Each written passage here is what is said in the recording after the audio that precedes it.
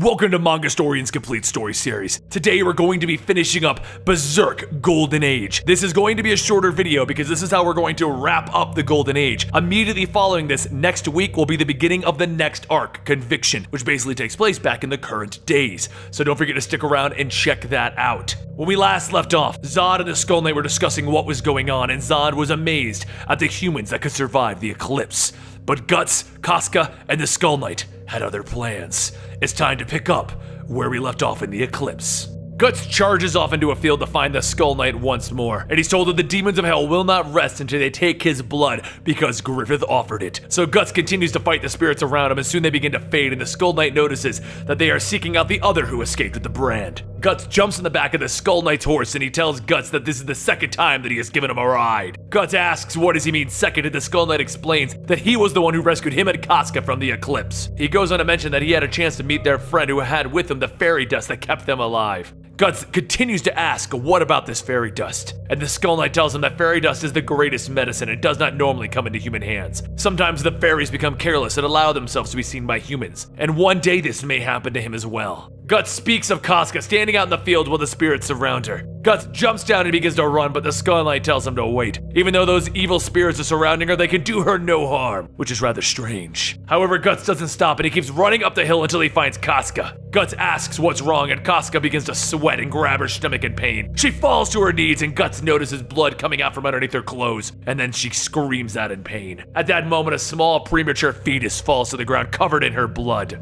Guts gets ready to stomp on it, calling it a hellspawn, but before he can, Casca shields the baby. Guts demands to know why she's protecting it, and the Skull Knight says that simply because it is her child. As he turns back to listen, the Skull Knight says that the woman was with child. However, it has become evil, perhaps by the work of the new God Hand. That is, while being born, it accepted an evil nature and chose to be cursed. They should put the infant down because as long as it exists, it'll bring to them nothing but grief and trouble. But before Guts can do anything, it begins to crawl up, and Casca holds it close to her chest. With hatred flowing, Guts reaches down and grabs the fetus from her arms. As he stares at it, it continues to stare back, and Casca screams, biting Guts' arm to let it go. As the sun begins to rise, the light begins to shine down on the fetus, and soon it begins to fade, and once it completely disappears, Casca screams. The Skull Knight tells him that the child has not returned to the dust, but it will appear before them again. An evil child yearns for its parents. Off in the distance though, Rickard and Erica run over to them calling out. Guts turns back to the Skull Knight and he sees him leaving. But before leaving, the Skull Knight says that they will probably meet again. His heart may be good, but the path he's going to walk will be dark. So until then,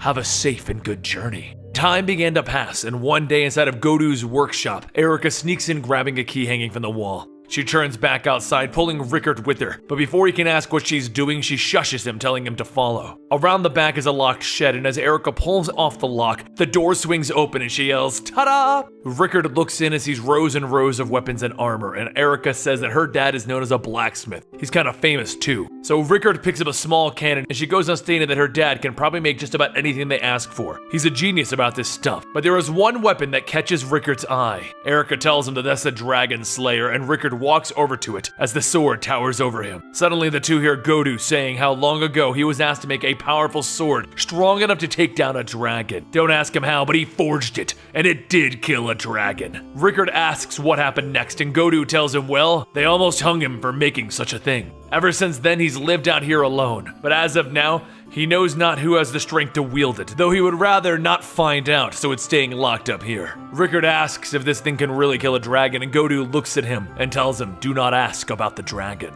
Godu then says not to tell their friend about it. He'd probably snatch it up and try to kill dragons. Besides, he's already got so many enemies, he doesn't need the dragons after him. Down in the cave, Guts stands in the water holding his sword and listening. As the water pours from the waterfall, he begins to hear a fish swimming, and as it jumps, Guts swings back, slicing it in two. After cleaning it up, Guts tells Rickard that he'll be leaving tomorrow, so until then, he's going to keep his cave door locked to keep Casca in. Guts heads downstairs with a basket, but Casca stares at him, staring with hate and malice. He sets the basket down, telling her to have some food, but tomorrow, they're going to be having a feast, so she jumps up from her bed and stuffs whatever food she can get into her mouth. Guts eats his food and he thinks about how Casca has not changed since the day that they came there. While Casca begins to eat her soup with nothing but her mouth, she accidentally spills it all over her clothes. Guts runs over, telling her to take the shirt off before she burns herself, but Casca fights back, screaming, and tries to push him away. Through the struggle, the shirt rips and the two of them stare at each other. Guts climbs onto the bed and he leans in to kiss her, but Casca pushes him away and runs to the cave door, screaming and shaking the door. The next morning, Rickard helps Guts put on his armor and notices that he's got knives across his chest. Guts mentions that Jodu taught him that a long time ago,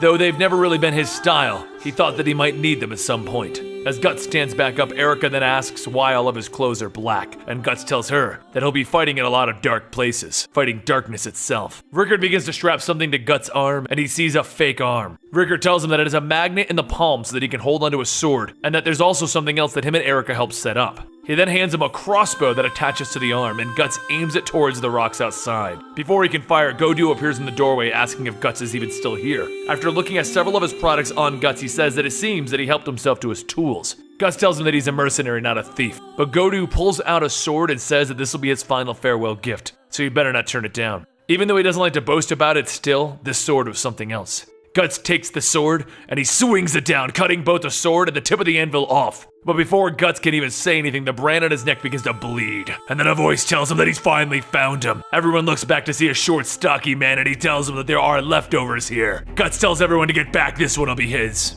As everyone watches, the small man begins to grow, sprouting a tail and turning into a hulking beast. Godu asks, what is this? And Guts smiles, telling him he'll be the first that he kills. The rage begins to take over and Guts charges forward, slashing away at the beast's two faces. The giant beast falls back and Godu asks, what the hell is that? And Guts smiles, stating that he will hunt the strongest prey. The beast leans back and Guts swings away, cutting off an arm. As the beast continues to get back up, Guts swings for a third time right down the middle. And though he cut through the beast's stomach, he notices the sword had broken. The beast uses its insides and grabs Guts, throwing him into the storage shed. He then starts to walk over, so Guts tries to get back up on his feet and he tells himself, it can't end this way. This is even more of a reason for him to survive. Rickard shouts to use the fake hand, point it and pull out the handle. So the beast reaches out and the mechanical hand drops, reeling a cannon. Guts fires it through the beast's mouth and the beast stumbles back. And Guts says that's what he's talking about. But the kickback is a bit rough. As he works out his arm, Guts looks back and he sees the Dragon Slayer's sword. Seconds later, Guts calls out to the beast and then tears down the middle of it. The beast is thrown back from the swing and Guts walks off, holding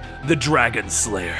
With one more swing, Guts cuts the beast in half, and as his entrails begin to fall out, Guts holds up the sword, still covered in guts, telling Godu that he should have told him about this thing. Godu stares, asking if he can really wield it. Erica watches and begins to hide behind Rickard, telling Guts looks all scary suddenly. The sword is called the Dragon Slayer because no human hands could even wield it. And even with that massive sword, how could someone even defeat a dragon with it? Once the fight is over, Guts tells Rickard not to tell Casca about anything. Rickard begs Guts to stay and not leave Casca behind. The band of Hawks are. But Guts tells him the band of Hawks aren't over. They're still here and the fight is far from over. They're the generals now, so it's their job to protect Casca. He's the raiding party, remember?